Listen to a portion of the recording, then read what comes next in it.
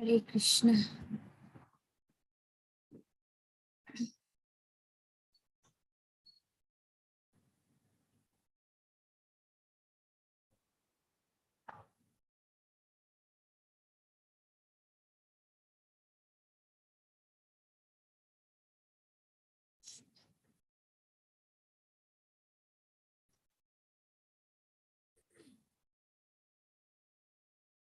हरे कृष्ण।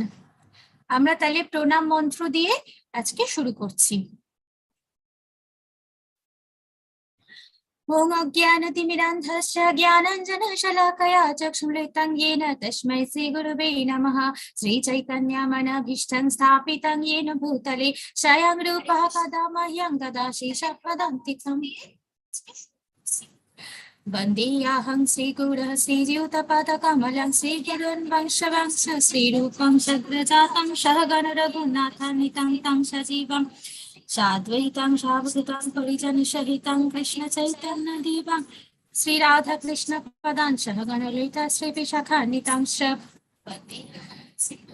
नमो विष्णुपादाय कृष्णप्रेष्ठाय भूतले श्रीमते भक्तिवेदान्त स्वामिनीति नामिने नमस्ते सरस्वती देवे गौरवाणी प्रचारिणे निर्विशेष शून्यवादी पाश्चात्य देशतारिणे हे कृष्ण करुणा सिन्धु दीनबन्धु जगत्पते गोपेश गोपिका कान्त राधा कान्त नमस्ते तप्त काञ्चन गौराङ्गी राधे वृन्दावनेश्वरी वृषभानुसुते देवी प्रणमामि हरिप्रिये वंशाकल्पतरुश्च कृपासिन्धुभ्यैव च पतितानां पावनेभ्यः वैष्णवेभ्यो नमो नमः। श्रीकृष्ण चैतन्य प्रभु नित्यानन्द श्री अद्वैत गदाधर श्रीवासादि श्रीगौरभक्तवृन्द हरे कृष्ण कृष्ण कृष्ण हरे हरे हरे राम राम राम हरे हरे।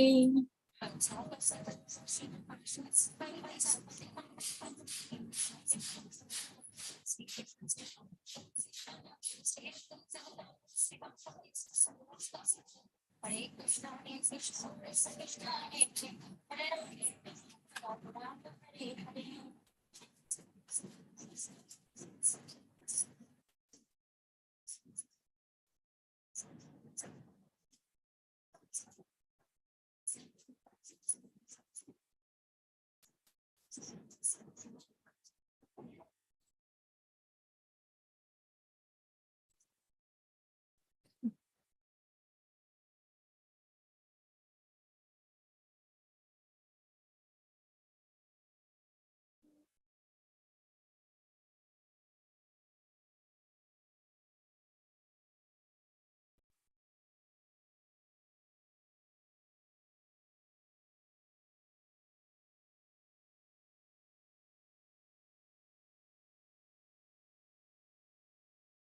আচ্ছা, আমার ভয়েসটা কি ঠিক মতন শোনা যাচ্ছে? কেউ একটু চ্যাটে লিখে জানাবেন।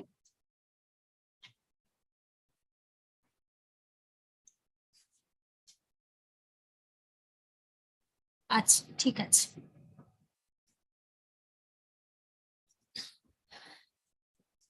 জয় রাধা মাধব জয় কুঞ্জ বিহারী জয় রাধা মাধব জয় কুঞ্জ বিহারী জয় গোপী জনবল্লভ জয় गिरिबालाधारी जय गोपी जनवल्लभ जय गिरिबालाधारी यशोदानन्दन व्रज जनरञ्जन यशोदानन्दन व्रज जनरञ्जन यशोदानन्दन व्रज जनरञ्जन यशोदानन्दन व्रज जन जीवन यमुनातीरावनचारी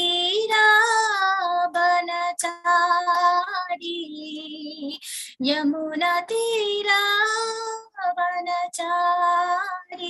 जय राधा माधव जय Kunj Bihari Hare Krishna Krishna Krishna Hare Hare, Hare Rama Rama Rama Hare Hare, Hare Krishna Krishna Krishna Hare Hare, Hare Rama Rama Rama Hare Hare, Hare Krishna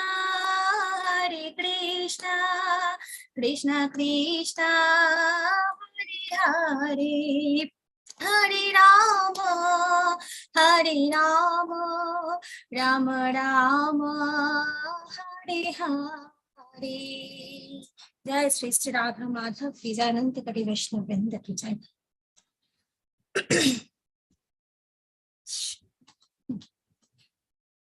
তো আজকে আমরা পড়বো হচ্ছে বুদ্ধা অবতার।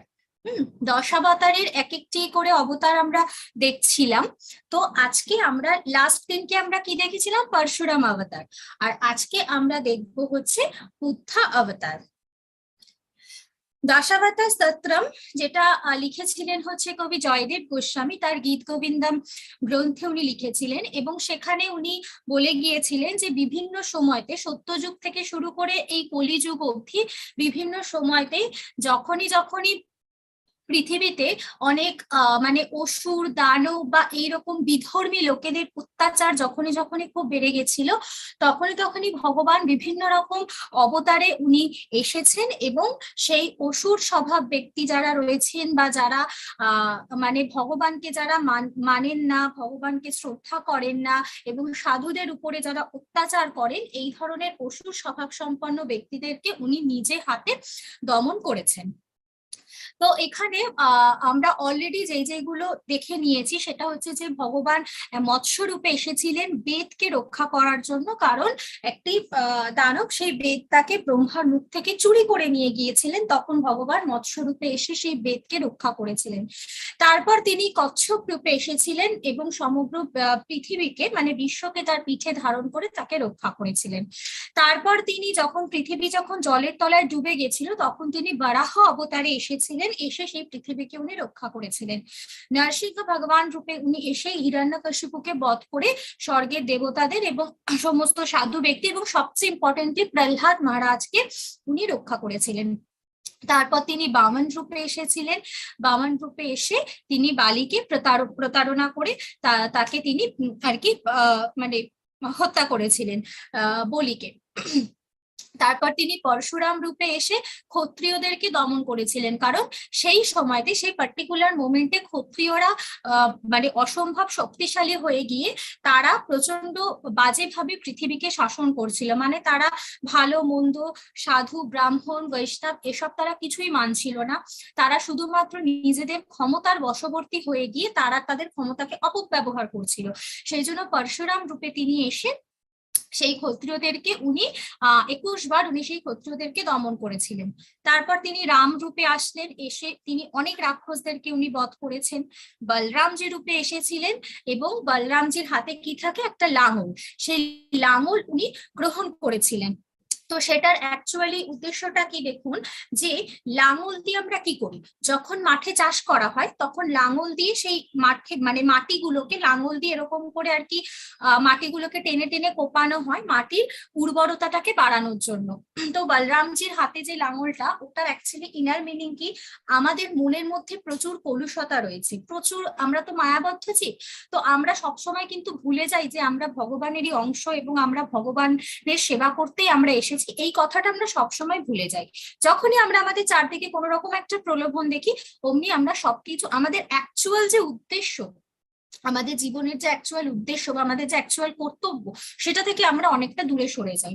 তো আমাদের মন কাম, ক্রোধ, লোভ, মাৎসর্য এরকম বিভিন্ন রকম দিয়ে কলুষতা দিয়ে আমাদের মনটা হচ্ছে সবসময় পরিপূর্ণ থাকে।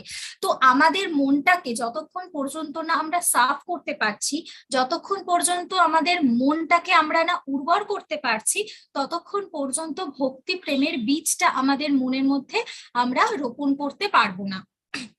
কোনো মাটি যদি উর্বর না হয়, তাহলে সেই মাটিতে যদি আমরা বীজ পুঁতি, কখনো সেখান থেকে গাছ বেরোবে না। তো তেমনি যখন আমাদের মনটা পুরো কলুষতাতে ভরে রয়েছে, তখন আমাদের মনে কোনোভাবেই ভক্তি প্রেমের বীজটার উদয় হবে না, সেই ভক্তিটা আমাদের মনে সুপ্ত রূপে থেকে যাবে। তো সেই ভক্তিটাকে জাগ্রত করার জন্য বা ভগবত জ্ঞানটাকে জাগ্রত করার জন্য কি করতে হবে, আমাদের মনটাকে আগে পরিষ্কার করতে হবে। তা মনটাকে আমরা কি করে পরিষ্কার করব, না যেরকম আমরা অলরেডি আমরা ক্লাসে আমরা শুনছি, আমরা কি করে না সাধু সঙ্গা, হরিনাম চ্যান্টিং, ভগবত সেবা, এসবের মাধ্যমে আমরা আমাদের মনটাকে পরিষ্কার করতে পারবো, এবং তখন আমরা আস্তে আস্তে ভগবানের সাথে নিজেদের একটা যোগ স্থাপন করতে পারবো। তো বলরামজির হাতের লাঙলটা আমাদের ওটাই ইন্ডিকেশন দেয় যে লাঙল দিয়ে যেরকম আমরা মাটিটাকে উর্বর করছি, তেমনি এরকম হরিনামের যে প্র্যাকটিস, সেটার মাধ্যমে আমরা আমাদের মনটাকে পরিষ্কার করে দিতে পারি। তারপর তিনি ভগবান বুদ্ধ রূপে তিনি আসেন। বুদ্ধ রূপে উনি এসেছিলেন হচ্ছে যারা দরিদ্র মানুষ রয়েছেন তাদেরকে রক্ষা করার জন্য, বিকজ ভগবান বুদ্ধ ছিলেন মানে খুবই দয়ালু ব্যক্তি। তো উনি সারা বিশ্বে উনি অহিংসার বাণী প্রচার করেছিলেন, কারণ সেই সময় এমন একটা অবস্থা হয়ে গিয়েছিল যে মানুষ প্রচন্ড পরিমাণে পশু হত্যা, তারপর একে অপরকে হত্যা, এইসব কার্যে লিপ্ত হয়ে গেছিল, মানে হিংসায় একদম ভরে গেছিল গোটা পৃথিবীটা। তো সেই হিংসা থেকে পৃথিবীকে রক্ষা করার জন্য উনি এসেছিলেন, এবং উনি সারা পৃথিবীতে দয়া এবং অহিংসার বাণী উনি প্রচার করেছিলেন। তারপর অ্যাট লাস্ট ভগবান বুদ্ধ এসেছিলেন একদম আমাদের কলিযুগের শুরুতে উনি এসেছিলেন, এবং উনি অহিংসার নীতি উনি প্রচার করে দিয়ে গিয়েছিলেন, এবং তারপর ওনার প্রচুর ফলোয়ার্স হয়েছে যারা হচ্ছে যে ভগবান বুদ্ধের সেই বাণীগুলোকে মেনে চলেন, এবং ভগবান বুদ্ধকেই তাদের আইডিয়াল, জীবনের আইডিয়াল মেনে তারা চলেন। যারা তো মানে বুদ্ধিস্ট আর কি, যারা ওই মানে বুদ্ধিজম পথটাকে যারা অবলম্বন করে চলেন। কিন্তু তা সত্ত্বেও কি হয়েছে যে অহিংসার বাণীটা প্রচার করা সত্ত্বেও সারা পৃথিবীর লোক তো আর সেই বাণীটাকে মেনে নেয়নি। কিছু সংখ্যক লোক ভগবান বুদ্ধের সেই বাণীটাকে মেনে নিয়ে তারা চলছেন, কিন্তু এখনো ম্যাক্সিমাম লোকই কিন্তু আবার আগের রূপেই ফিরে এসেছেন। দেখুন, বুদ্ধা মানে ভগবান বুদ্ধা যখন তার লীলা শেষ করে চলে গেলেন, তার পরবর্তী সময় কিন্তু মানুষ আবার সেই হিংসার রাজ্যে, হিংসার কাজকর্মে জড়িয়ে পড়েছে, এবং কলিযুগ যত কলিযুগ এগোবে তত তত কিন্তু এই হিংসা বৃত্তি আরো বৃদ্ধি পাবে, এবং যখন এই হিংসা একদম চরমে পৌঁছে যাবে, তখন কি হবে না, যারা সাধু আছেন বা যারা বৈষ্ণব বা সজ্জন ব্যক্তি আছেন তাদের ওপর প্রচন্ড অত্যাচার হবে। তো এরকম হতে হতে যখন একদম সেটা পিক লেভেলে যাবে, তখন ভগবান আসবেন কল্কি অবতার নিয়ে, যিনি এই সমস্ত যারা খারাপ মানুষ রয়েছেন তাদের সবাইকে উনি বধ করতে করতে করতে করতে শুধু সাধু ব্যক্তিদেরকে উনি রক্ষা করবেন। তো এরকম হচ্ছে ভগবানের 10টা অবতারের কথা এখানে বর্ণনা করা হয়েছে, এবং ভগবান কৃষ্ণ হচ্ছেন একদম অবতার, মানে he is the main source. তো সেই সোর্স থেকে বিভিন্ন অবতারীরা, মানে এই যে 10টা অবতারের কথা আমরা দেখলাম, তো এই 10টা অবতার মানে এনারা হচ্ছেন ভগবানের বিভিন্ন অবতার। তো ভগবান হচ্ছেন যে অবতারী, মানে যার থেকেই হচ্ছে সমস্ত কিছু সৃষ্টি হয়েছে। তো ভগবান হচ্ছেন সমস্ত কিছুর উৎপত্তির একদম মূলে আছেন, এবং বিভিন্ন সময় তার বিভিন্ন অংশ থেকে, মানে এনারা ভগবানেরই অংশ, বা এনারা হচ্ছেন ভগবানেরই এক একটা রূপ। কিন্তু এনারা হচ্ছেন যে মানে এক্সাম্পলটা কিরকম বোঝা যায়, যে ধরুন সমুদ্র, তো সমুদ্রের জল থেকে তো কারেন্ট বা ইলেকট্রিসিটি তৈরি হয়। তো এবার সমুদ্রের জল আর সমুদ্রের জল থেকে যে ইলেকট্রিসিটি তৈরি হচ্ছে, সেটার মধ্যে আমরা ডিফারেন্স কি বলতে পারবো না? দেখুন, এই যে কারেন্টটা আসছে, সেই একটা কারেন্টের অনেকটা শক্তি হয় না, একটা কারেন্ট দিয়ে আমরা কত কিছু কাজকর্ম করতে পারি। তো এবার আমরা যদি বলি যে এই যে আমি ঘরে লাইট জ্বালাচ্ছি, ফ্যান চালাচ্ছি, আমি যে কারেন্টটা পাচ্ছি এটা আমি কোথা থেকে পাচ্ছি? এবার আমি হয়তো বললাম যে এখানে আমার পাওয়ার হাউস আছে, এখান থেকে আমাকে কারেন্টটা সাপ্লাই দেওয়া হচ্ছে, সেখান থেকে আমি কারেন্টটা পাচ্ছি। কিন্তু ওই পাওয়ার হাউসে অ্যাকচুয়াল কারেন্টটা কোথা থেকে এসেছে, না হচ্ছে যে ওই সমুদ্রের জল থেকে এসেছে। তো সমুদ্রের জলটা হচ্ছে কি একটা সোর্স, মেইন সোর্স, এবং সেখান থেকে বিভিন্ন ভাবে সেটাকে ইউজ করা হচ্ছে। তো ভগবানও সেরকম হচ্ছেন মূল সোর্স, এবং তার থেকে বিভিন্ন ছোট ছোট অংশ যারা বেরিয়ে এসেছেন, ভগবানেরই অংশ তারা বেরিয়ে এসেছেন, বা ভগবানই নিজেকে বিভিন্ন অংশে বিস্তার করে নিজেকে এক এক সময় উনি আবির্ভাব করেছেন কিছু কার্য সম্পন্ন করার জন্য। তো অ্যাকচুয়ালি আমরা ভগবানের এরকম 10টা অবতার সম্পর্কে আমরা দেখতে পারি, কিন্তু ভগবান নিজেকে চাইলে আরো অনেক ভাবে উনি নিজেকে বিস্তার করতে পারেন। তো এই বুদ্ধা যিনি এসেছিলেন উনি যে ভগবানেরই অবতার সেটার সম্পর্কে আমরা অনেক শাস্ত্রীয় প্রমাণ আমরা পাই। যেরকম বেদেও বলা হয়েছে যে ভগবান বুদ্ধা হচ্ছেন ভগবান কৃষ্ণেরই অবতার। কারণ অনেকে আছেন যারা হচ্ছেন যে বুদ্ধাকে খুব সাধারণ একজন মানুষ বলে মনে করেন, বাট অ্যাকচুয়ালি উনি হচ্ছেন ভগবান কৃষ্ণেরই অবতার। তো সেটা যদি আপনাকে জানতে হয় তাহলে আপনি বিভিন্ন শাস্ত্র আপনি ঘেঁটে দেখতে পারেন, এবং কি কি শাস্ত্র আপনি তার জন্য ঘাটতে পারেন দেখুন সেটা এখানে অলরেডি মেনশন করে দেওয়া আছে। যে বেদে তো আমরা পাচ্ছি, তাছাড়া আমরা শ্রীমদ ভাগবতামে আমরা পাবো। ভাগবতামের ফার্স্ট যে মানে ফার্স্ট যে খণ্ডটা আছে সেখানেই আমরা পেয়ে যাব, হরিবংশ শাস্ত্রে পাবো, গরুড় পুরাণে পাবো, বিষ্ণু পুরাণে পাবো। তো কারোর যদি মনে কখনো কোনো সন্দেহ হয় তাহলে এই শাস্ত্রগুলো ঘেটে দেখলে পরে আমরা জেনে যেতে পারবো। নেক্টার অফ ডিভোশনেও কি বলা হয়েছে যে শ্রীমদ ভাগবতমে ভগবান বুদ্ধকে কৃষ্ণের অবতার হিসেবে গ্রহণ করা হয়েছে, কিন্তু একই সময় শ্রীমদ ভাগবতমে বলা হয়েছে যে বুদ্ধ মানুষের নাস্তিক শ্রেণীকে বিভ্রান্ত করার জন্য আবির্ভূত হয়েছিলেন, তাই তার দর্শন নাস্তিকদের বিভ্রান্ত করার জন্য তা গ্রহণ করা উচিত না। মানে এটা বলতে চাইছে, দেখুন ভগবান বুদ্ধা যখন এসেছিলেন তখন মানুষ কিরকম হিংসাবৃত্তিতে মানুষ লিপ্ত হয়েছিল কিনা, মানুষ তখন প্রচন্ড পশু বলি, পশু হত্যা, এই কাজের মধ্যে না মানুষ প্রচন্ড আবদ্ধ হয়ে গিয়েছিল। এবার দেখুন বেদে কিন্তু পশু বলির কথা বলে দেওয়া হয়েছে, অবশ্যই বলে দেওয়া হয়েছে। তার মানে এটা নয় যে আমরা নিজেদের স্বার্থ সিদ্ধির জন্য ইচ্ছাকৃতভাবে আমরা কোনো পশু বলিকে আমরা মানে প্ররোচনা দেব, সেটা কখনোই নয়।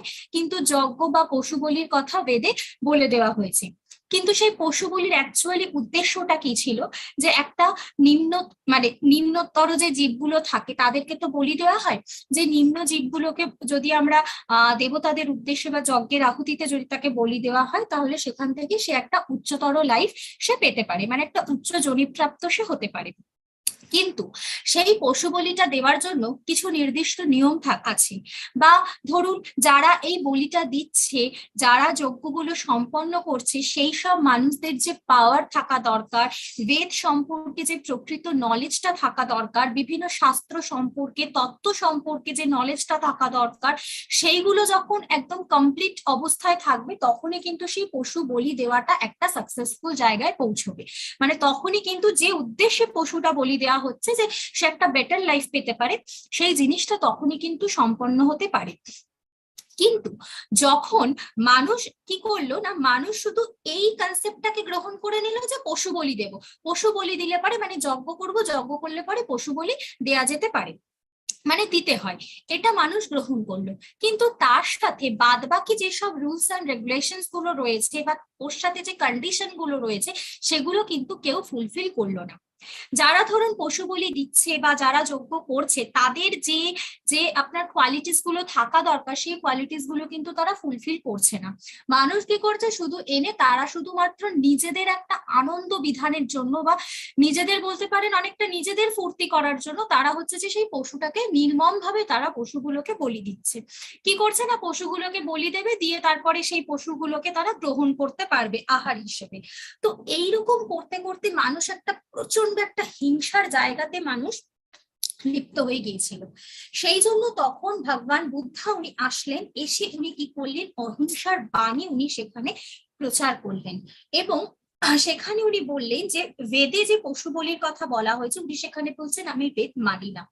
তাহলে যখন এই কথাটা বলবেন যে আমি বেদ মানি না, তাহলে তাহলে বেদের কথার সাথে ওনার কথার একটা কন্ট্রাডিকশন তৈরি হয়ে যাচ্ছে। তো সেই জন্য অনেকে এই জায়গাটা বলে যে হয়তো নাস্তিকদের বিনাশ মানে বিভ্রান্ত করার মতো বা বেদকে অগ্রাহ্য করার মতন একটা পরিস্থিতি হয়তো উনি সৃষ্টি করেছিলেন। এবং ভাগবতমে এটা বলা আছে যে ভগবান বুদ্ধ উনি মানে বেদে যে পশু বলির কথাটা বলা আছে সেই কথাটার উনি এগেইনস্টে চলে গিয়েছিলেন যে পশু বলি দেওয়া যাবে না। তো সেখানে হয়তো আমাদের মানে একভাবে দেখলে হয়তো মনে হয় যে উনি বেদের এগেইনস্টে যাচ্ছেন, বাট অ্যাকচুয়ালি দেখুন বেদ কি? ভগবানের থেকে সৃষ্টি। বেদের যে কোনো বেদ হোক কি যে কোনো শাস্ত্র হোক, তার অ্যাকচুয়াল উদ্দেশ্যটা কি? অ্যাকচুয়াল উদ্দেশ্যটা হচ্ছে ভগবান সম্পর্কে জ্ঞান লাভ করা। কিন্তু যারা পশু বলি বা এই ধরনের কার্যে লিপ্ত হচ্ছে, তারা কিন্তু অ্যাকচুয়াল জ্ঞানটা বা ওর বাইরে গিয়ে যে একটা অনেক বড় স্ফিয়ার আছে সেইখানে তারা যাচ্ছে না।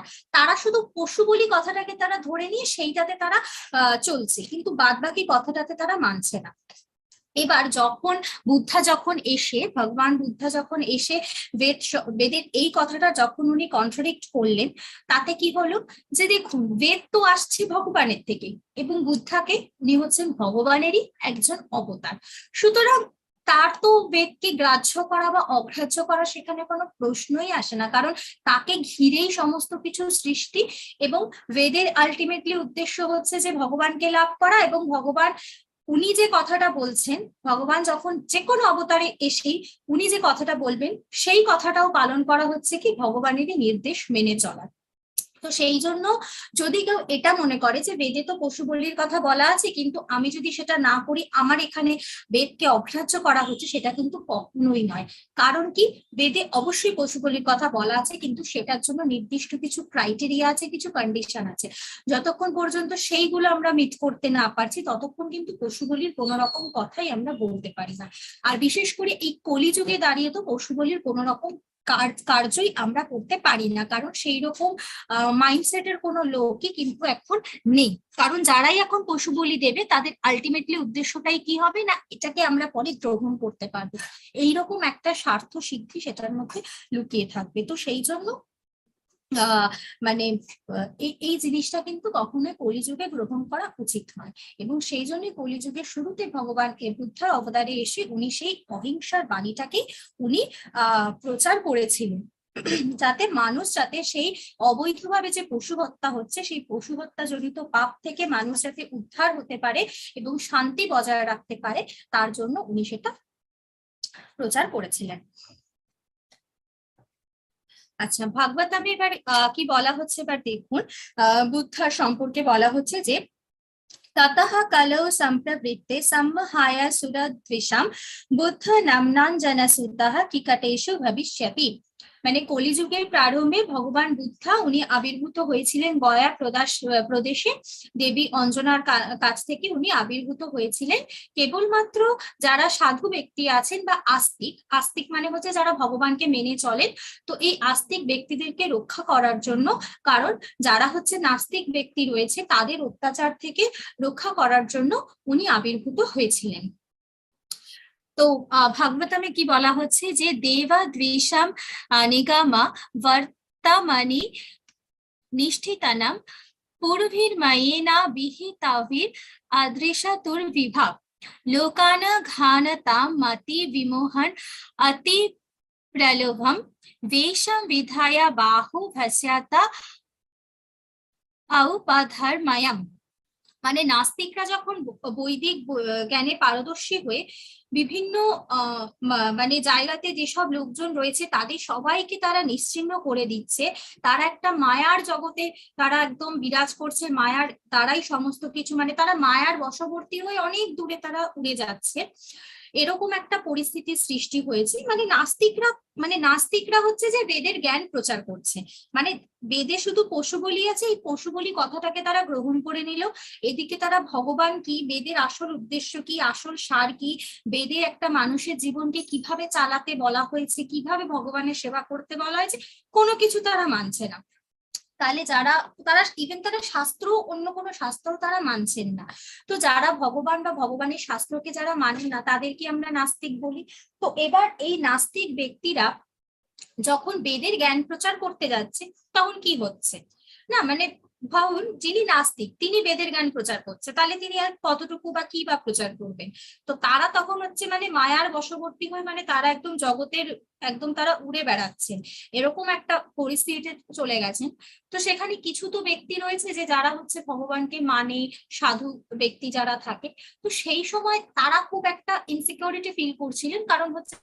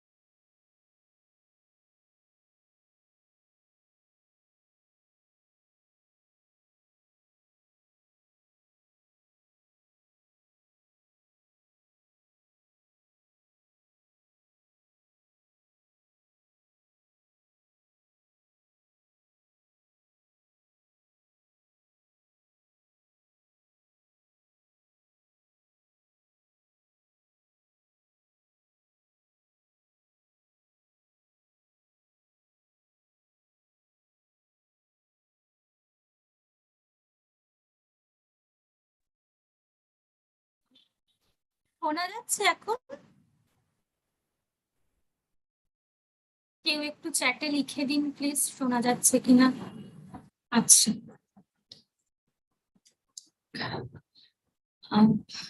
হ্যাঁ, তো ভগবান যখন এসেছিলেন, যে এই সমস্ত দানবেরা যখন বিভিন্ন সময় আসে, তো তারা তো অ্যাকচুয়ালি পৃথিবীতে অনেক রকম খারাপ কাজ তারা করে, যাতে ধরিত্রী দেবীর প্রচন্ড কষ্ট হয়। তারা শুধু শুধু পৃথিবীর উপর এক্সট্রা বোঝা। তো সেই সমস্ত দানবদেরকে আর কি বিনাশ করার জন্য ভগবান কৃষ্ণ রূপে উনি যদু বংশে এসেছিলেন, এবং কৃষ্ণ অনেক অনেক দানব অসুরকে, রাক্ষসকে উনি হত্যা করেছিলেন। কিন্তু ভগবান বুদ্ধ অবতারে যখন উনি আসেন, উনি কিন্তু অ্যাকচুয়ালি কোনো দানবকে বা কোনো অসুরকে উনি হত্যা করেননি। ভগবান যেরকম অন্যান্য যতগুলো অবতার রূপে এসেছিলেন, উনি প্রত্যেকটা মানে উনি কিন্তু অনেক দানবদের সাথে উনি লড়াই করেছিলেন, উনি হত্যা করেছিলেন। কিন্তু বুদ্ধ অবতারে উনি ডিরেক্টলি উনি কোনো দানবকে উনি হত্যা করেননি, বাট উনি শুধুমাত্র, কারণ ওনার মেইন মোটোটাই ছিল হচ্ছে যে অহিংসার বাণী প্রচার করা, এবং অহিংসা মানে মানুষকে হিংসার পথ থেকে সরিয়ে এনে ভগবতমুখী করে তোলা। কিন্তু ভগবান বুদ্ধের যে বাণীটা রয়েছে, সেই বাণীটাকে যদি আমরা মেনে চলি, হ্যাঁ সেটা অবশ্যই একটা ভালো বাণী, এবং ভগবান নিজেই সেই অবতারে এসে সেই বাণীটা উনি প্রচার করেছিলেন। বাট সেখানে কিন্তু অ্যাকচুয়ালি ওটার একটা লিমিটেশন আছে। মানে ভগবান বুদ্ধার যদি আমরা শুধুমাত্র পথটা অবলম্বন করি, মানে এখন কেউ যদি বলেন যে চৈতন্য মহাপ্রভু আমাদের যে বাণীটা দিয়ে গেছেন, বা কৃষ্ণ যে বাণীটা দিচ্ছেন, এবং তার সাথে বুদ্ধার বাণীর ডিফারেন্সটা কোথায়, যে সেটা হচ্ছে যে বুদ্ধা যেই সময়তে হিংসাবৃত্তি থেকে স্টপ করা, এটা ছিল হচ্ছে তখন মেইন মোটো। সেই সময়তে মানে আর সেই সময়তে ভগবানকে, ভগবানকে কি করে পাবো, এত কথা মানুষের মাথাতে তখন ঢুকবে না।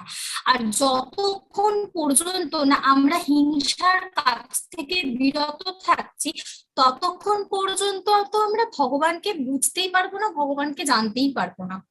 তো ভগবানের পথে যাওয়ার মেইন ক্রাইটেরিয়াটা, বা আমাদের যদি মেইন একটা কিছু মানে আমাদের ফার্স্ট স্টেপ যদি কিছু হয়ে থাকে, তাহলে সেটা হচ্ছে কি হিংসা বৃত্তি থেকে দূরে থাকা। কখনো কোনো প্রাণীকে আমরা অহেতুকে কষ্ট দেব না, কাউকে আমরা বিনাশ করব না, কাউকে হত্যা করব না, কাউকে আঘাত করব না। কারণ কি প্রত্যেকটা প্রাণীর মধ্যে ভগবান পরমাত্মা রূপে উনি বিরাজমান রয়েছেন। তো আমরা কোনো প্রাণীকে আমরা অহেতুকে কষ্ট দেব না। আমি যেই মুহূর্তে একটা প্রাণীকে আমি মারতে যাচ্ছি, তার মানে কি আমার মনে হিংসা যাচ্ছে, এবং আমার মনে যখনই হিংসা যাচ্ছে, আমি কিন্তু ভগবানের পথ থেকে আমি সরে যাচ্ছি। কারণ হিংসা যাচ্ছে মানে কি রাগ। কাউকে যখন আমি মারবো, আমার তো তার প্রতি হিংসা হচ্ছে, তাই জন্য তো আমি তাকে মারবো। বা কোনো প্রাণীর কষ্ট দেখলে, মৃত্যু দেখলে যদি আমি আনন্দ পাই, এই যে ধরুন আমি কোনো প্রাণীকে হয়তো আমি কেটে খাচ্ছি, তো আমি আমার সেখানে একটা হিংসা জড়িয়ে আছে। আমি সে যে প্রাণীটাকে যখন কাটা হচ্ছে, আমি সে প্রাণীটা যখন ছটফট করছে, আমি সেটা চোখের সামনে দেখছি, তারপরেও আমি তাকে গ্রহণ করছি, তার মানে কি আমার আনন্দ হচ্ছে। তাহলে এরকম যখন অন্য প্রাণীর কষ্টে যখন আমার আনন্দ হবে, আমার হিংসা জাগবে, আমার মধ্যে প্রচুর রাগ হবে, আমার মনে রাগ উৎপন্ন হবে, আমার মধ্যে তারপর কি দম্ভ, অহংকার, এগুলো আমার মধ্যে জাগ্রত হবে। কিরকম দম্ভ অহংকার, যে দেখো আমি কিন্তু আমাকে কিছু করতে পারছো না, এরকম এরকম একটা দম্ভ অহংকার তৈরি হবে। আর এই সমস্ত কিছু কি হচ্ছে, ভগবানের পথ থেকে আমাদেরকে অনেকটা দূরে সরিয়ে দেবে। তো সেই জন্য ভগবানের পথে যাওয়ার জন্য ফার্স্ট আমাদের স্টেপ হচ্ছে কি হিংসার পথ থেকে বিরত থাকা, যেটা এসে করেছিলেন হচ্ছে ভগবান বুদ্ধা। কিন্তু বুদ্ধার যে দেখানো পথটা, সেটার মধ্যে একটা লিমিটেশন কি না, হিংসার বাণীটাই উনি শুধু প্রচার করেছিলেন, কিন্তু সেখানে কিন্তু পরমেশ্বর ভগবানের কোনো অস্তিত্বকে সেখানে স্বীকার করা হয়নি। বা একটা হচ্ছে যে উনি হয়তো বেদের যে কথাটার একটা উনি এগেনস্টে গিয়েছিলেন ঠিকই, সেটাকে আমরা মানে কমপ্লিটলি এগেনস্ট, মানে যাই হোক, উনি সেখানে বেদটাকে একরূপে উনি অস্বীকার করেছিলেন। আরেকটা হচ্ছে পরমেশ্বরের, ভগবানের যে অ্যাকচুয়াল যে একটা অস্তিত্ব, বা ভগবানের যে একটা প্রেজেন্স, সেই প্রেজেন্সটার কথা কিন্তু উনি বলেননি। তো সেই জন্য আমরা যদি সেই বুদ্ধার পথটাকে অবলম্বন করে চলি, তাহলে আমরা একটা স্টেজ অব্দি যেতে পারবো।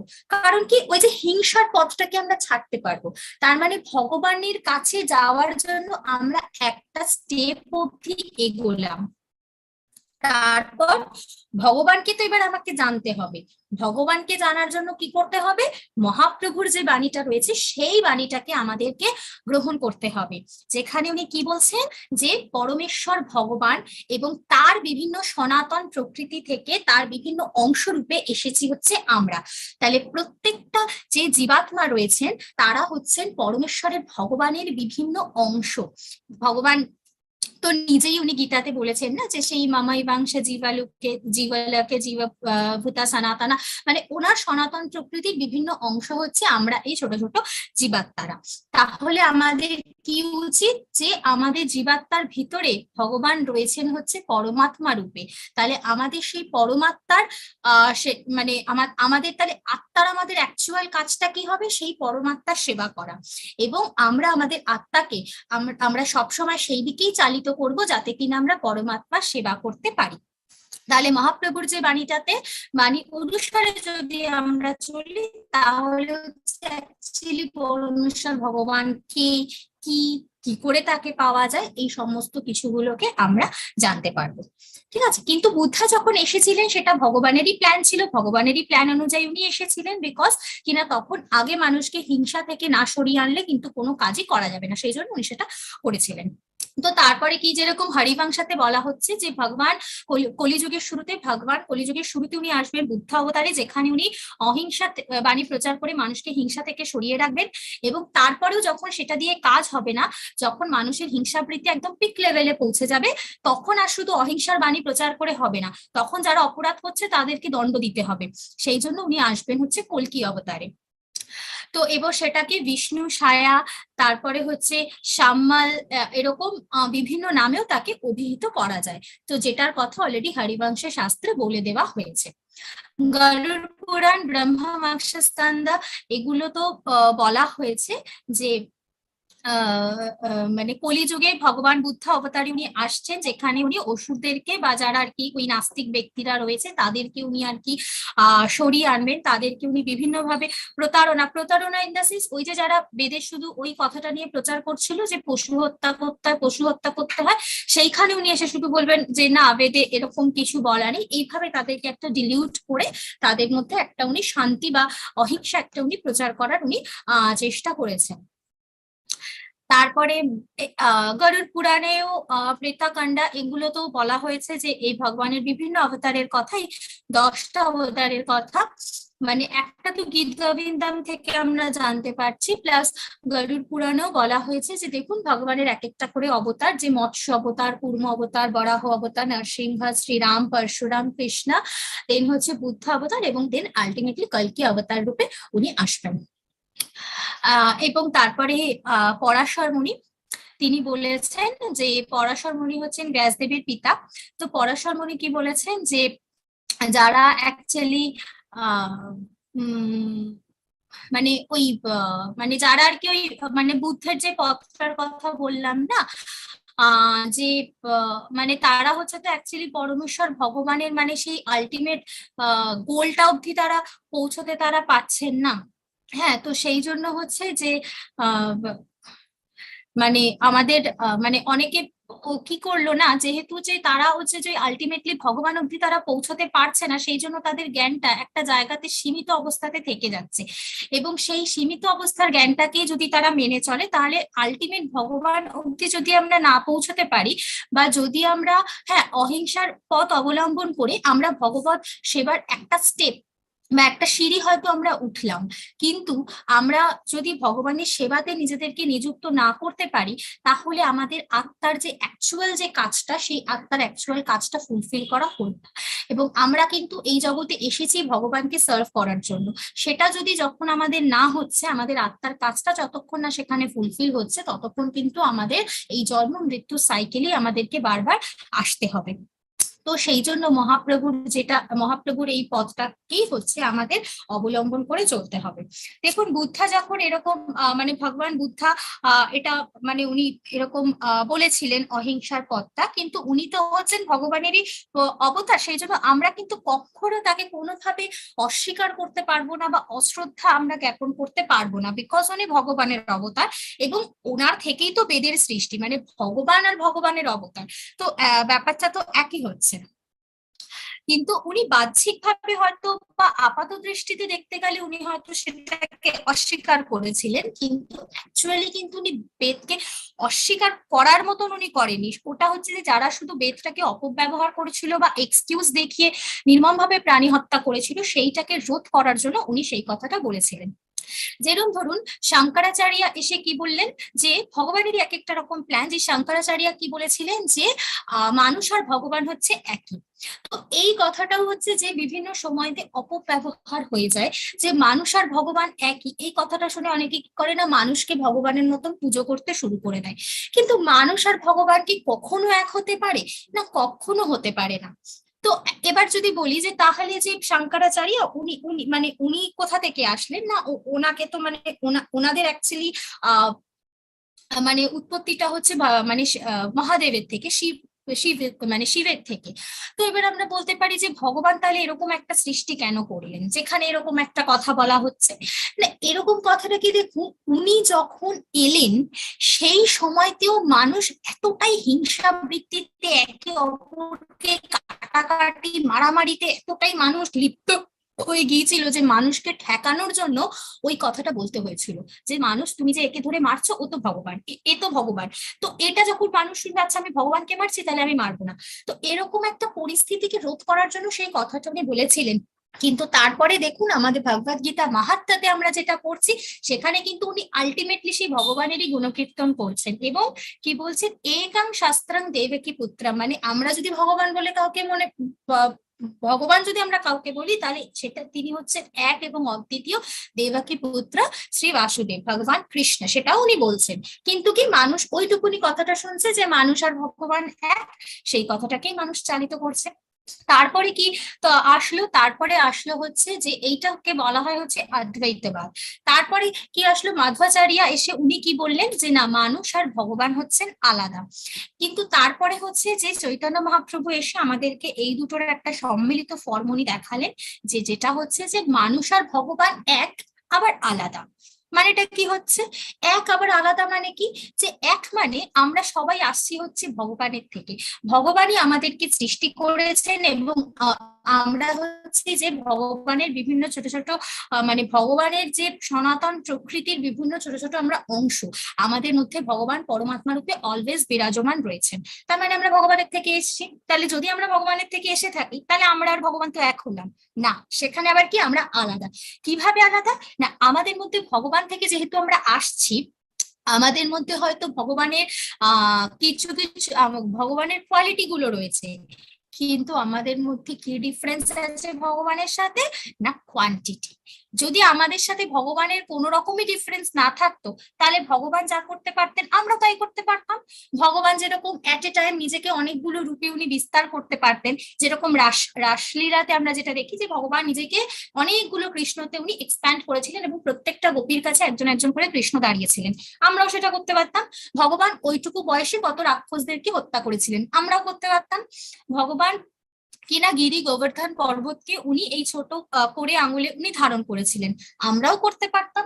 যদি সত্যি আমরা আর ভগবান এক হতাম তাহলে তো ভগবান যা করছেন আমরা তাই করতে পারতাম, কিন্তু আমরা কেন পারি না? পারি না তার কারণ হচ্ছে ওনার মধ্যে যে পাওয়ারটা বা যে ক্ষমতাটা আছে সেটা আমাদের মধ্যে নেই। তাহলে কোয়ান্টিটির দিক থেকে কিন্তু আমরা অনেকটাই আলাদা।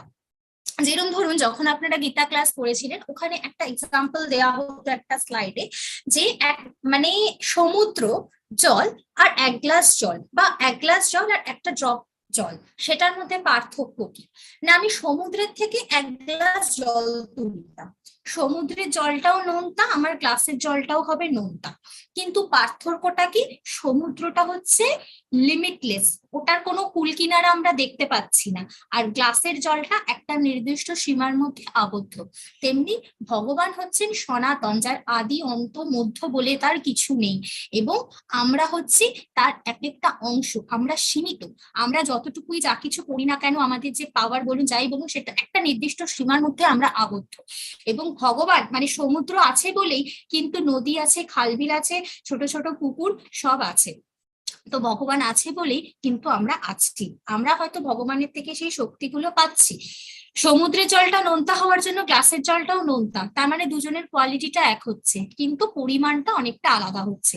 তেমনি ভগবানের থেকে আমরা এসেছি বলে ভগবানের গুণগুলো আমাদের মধ্যে রয়েছে, কিন্তু সেগুলো তার যে কোয়ান্টিটিটা সেটা হচ্ছে অনেকটাই মাইনিউট, সেই জন্য আমরা ভগবানের মতন কোনো রকম কাজ আমরা করতে পারি না। তো সেই জন্য চৈতন্য মহাপ্রভুই আমাদেরকে সেই পথটা দেখিয়ে দিয়ে গেছে, এবং সেই জন্য আমরা যেখান থেকে এসেছি সেখানে যাতে আমরা ফিরে যেতে পারি তার জন্য উনি একটা ইজি পথ উনি বলে দিয়ে গেছেন। সেটা কি, হরে কৃষ্ণ কৃষ্ণ কৃষ্ণ হরে হরে, হরে রাম রাম রাম হরে হরে। वंशा कल्पतरुभ्यश्च कृपा सिन्धुभ्य एव च पतितानां पावनेभ्यो वैष्णवेभ्यो नमो नमः। अनंत कोटि वैष्णव वृंद की जय।